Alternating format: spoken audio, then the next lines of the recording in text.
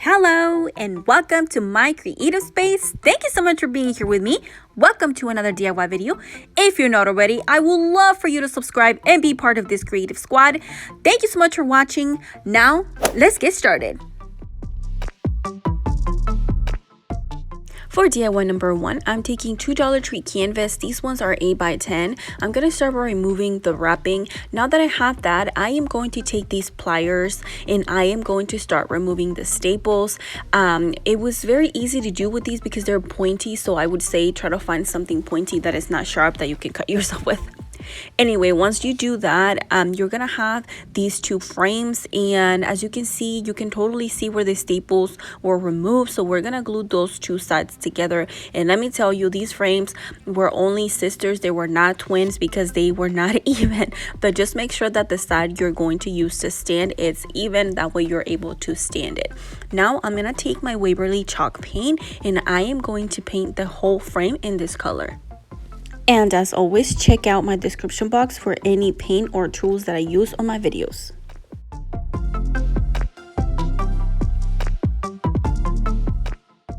Now I'm gonna take this wooden box, and this one came from the Dollar Tree. I'm going to try to find it in their website and I will link it in the description box.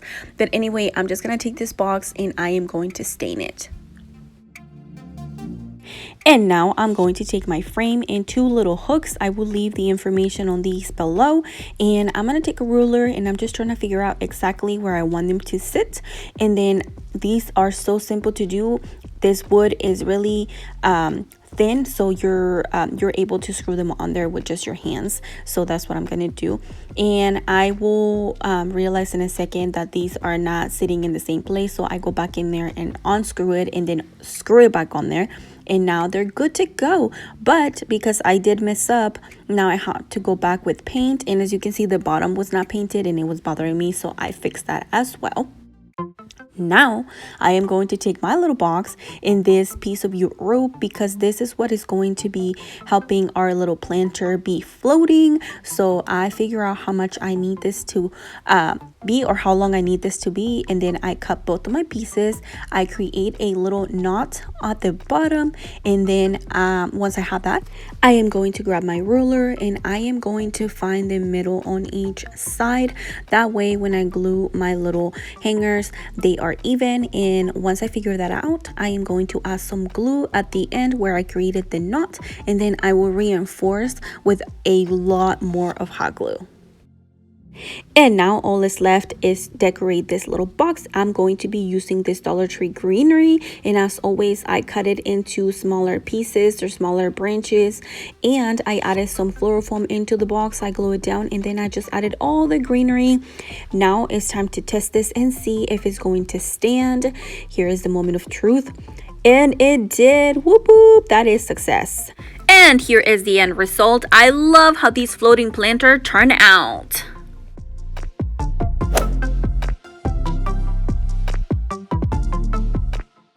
For this DIY, I'm using these popsicle sticks and these wooden dowels, and this will be mostly what we will be needing. And I'm gonna take 6 of them first, and I'm gonna trim the ends. I want them to be even because we are trying to create a hexagon as the vase. Okay, here they are, and then I realized they were a little bit too big for what I was going for. So I go back in there, take my ruler, and cut them into 4 inches. And all of them are going to be 4 inches.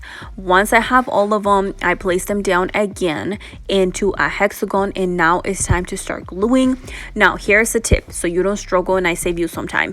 Do you remember, if you've seen my video, the bunny that I created with the popsicle sticks? You might want to include, or at least use something like that, or cut out something into a hexagon first and then glue these popsicle sticks, because as you can see, I'm struggling here trying to get this shape going. And I mean, I did, but then if you have a base already into a hexagon, you save so much time. I didn't realize this until I was like halfway on this.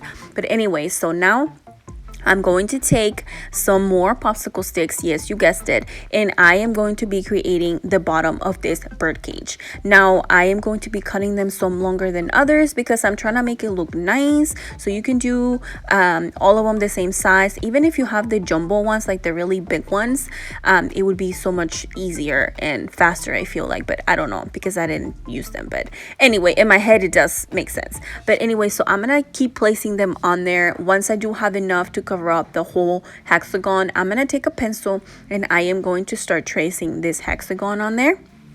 And try to be careful because they will move. This is what I'm talking about. If you would have a base already made, this would be happening. All you would have to do is just cut them. But anyway, at the time, it seemed like the right thing to do. And now, once I have them ready, I'm going to start by taking my first popsicle stick, cutting it where I marked, and then adding some hot glue. Here's where I realized that I should have done that, because this is what I was talking about. This is why I did the bunny how I did it on that other video, because I didn't want all that glue in there in between each popsicle stick. But I don't know why I didn't thought about it. But anyway, so I am just basically going to be trimming each popsicle stick one by one because I'm not trying to get confused, and then gluing them onto my hexagon here. The last one was a little bit too big, so I had to trim it a little bit more.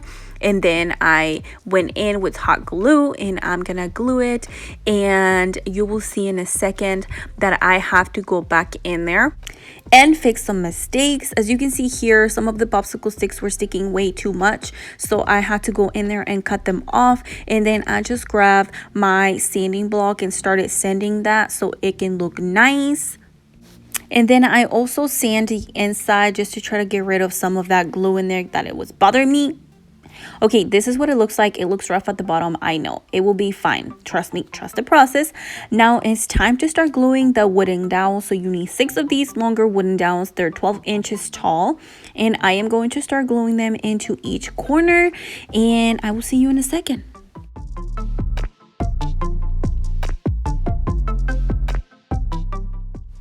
This is what it's looking like so far. Now I'm gonna take 3 more wooden dowels, and they measure 12 inches, so I'm gonna cut them in half. So now I'm gonna have 6-inch wooden dowels, and I'm gonna be grabbing my sanding sponge, and I'm gonna try to sand the edges where I cut them so they're not so rough. Okay, now I'm gonna start by gluing 2 of them into place, and I added glue to the wooden dowels and then into the where I glued the other 2 together. I hope that makes sense, in the middle.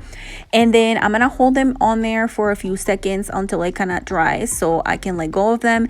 And this is what they look like. Now I'm gonna start gluing them individually just to make sure that everything is fine and I can have more control. And yeah, this is what it's looking like. It's looking good so far. Now I am going to be taking this little knob that I already had on hand, and honestly I don't remember where it came from, but you could just find something that you want to decorate the top of this bird cage with. Now I'm gonna take some of these bamboo skewers, and I am going to be cutting them as I need them, and that is going to be glue where each of these wooden dowels meet, just to try to cover that up and also try to make it look more like a bird cage. Now once they are completely glued on there, I'm going to be taking my Waverly chalk paint, and I will be using this to paint my whole cage in this color. And we are almost done. How exciting is that? Whoop whoop.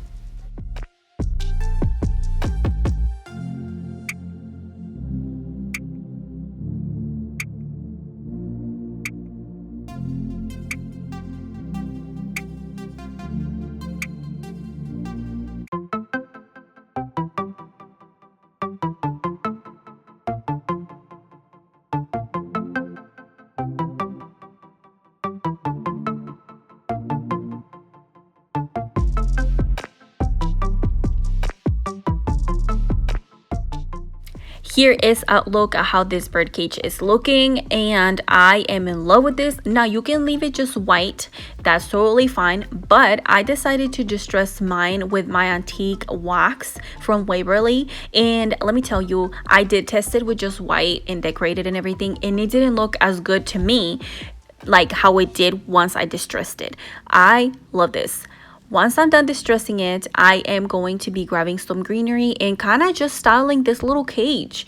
And I love this. This greenery, by the way, came from Walmart. And as always, I cut my pieces individually because sometimes they're too long. So that's just my preference. But anyway, so I'm just filling in the bottom.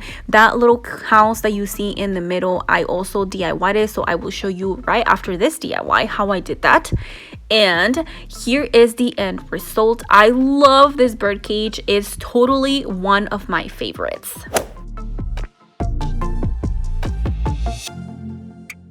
For this DIY, I'm taking this Dollar Tree house that also happens to light up, and I am going to take my stain and I am going to be staining this house completely.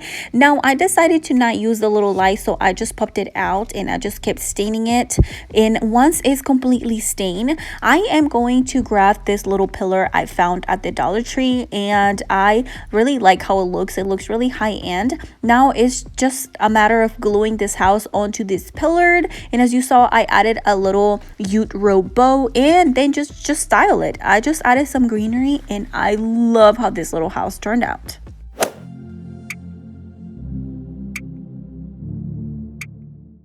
For this DIY, I'm using this Dollar Tree bucket I found, and honestly, how cute is this bucket? I love how cute this is. But I decided to paint mine white. Now you can leave yours how it is, or you can paint it a different color, but I went for white for mine because why not? And then once it's completely painted, now it's time to move on. I'm gonna grab some floral foam, and as you will see, I am kind of struggling on how to glue this. I wasn't sure how I wanted to glue this, but then I figured it out. Don't worry. Now the next step is to grab a branch, and this one I picked it up from my front yard, so it was free. Whoop whoop. And then I am going to be using these cute pink flowers I already had on hand.